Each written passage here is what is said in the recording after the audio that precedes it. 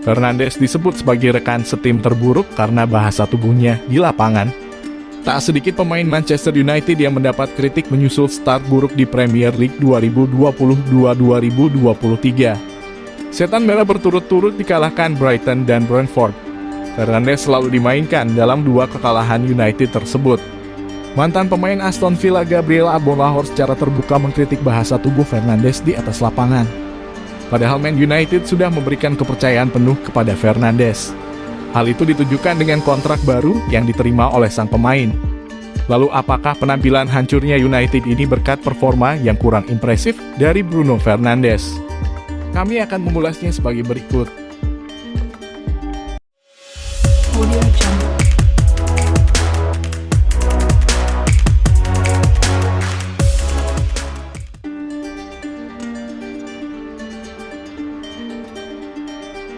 Sejak datang dari Sporting Lisbon pada Januari 2020, Fernandes kerap jadi sorotan.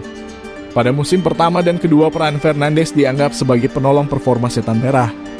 Akan tetapi lapor itu menurun pada musim lalu. Dikutip dari Metro, Fernandes hanya mencetak 10 gol dan memberikan 6 assist di Liga Inggris musim lalu. Jumlah itu mengalami penurunan signifikan dari 18 gol dan 12 assist pada musim pertamanya.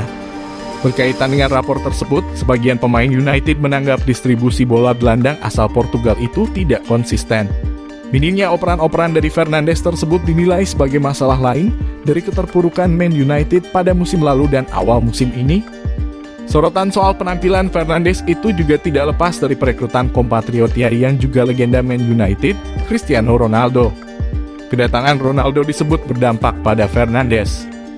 Sebelum Ronaldo tiba di Old Trafford, Fernandes adalah bintang utama Manchester United. Selain mengambil sorotan, Cristiano Ronaldo juga membuat Bruno Fernandes kehilangan peluang menambah gol lewat penalti. Dalam beberapa momen musim lalu, Ronaldo jadi penendang utama saat penalti diberikan untuk The Red Devils.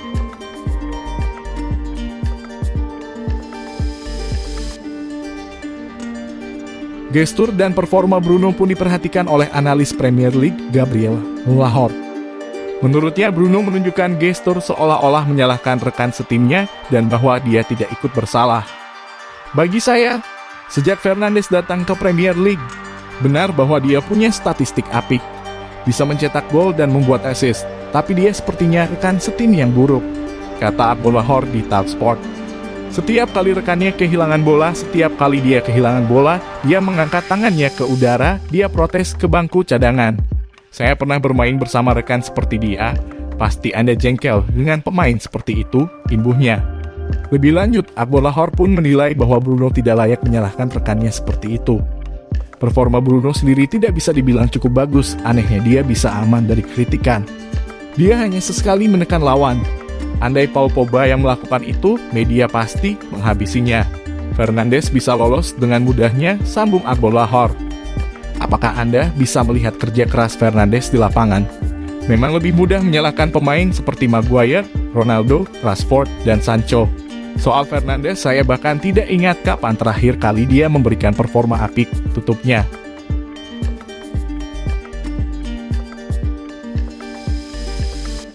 Manchester United memberikan kepercayaan penuh kepada Fernandes. Hal itu ditujukan dengan kontrak baru yang diterima oleh sang pemain.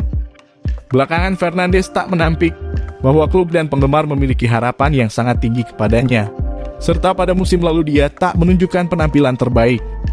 Namun Fernandes menegaskan bahwa pada musim ini dia bertekad untuk tampil lebih baik lagi dan membayar semua kepercayaan yang telah dia terima.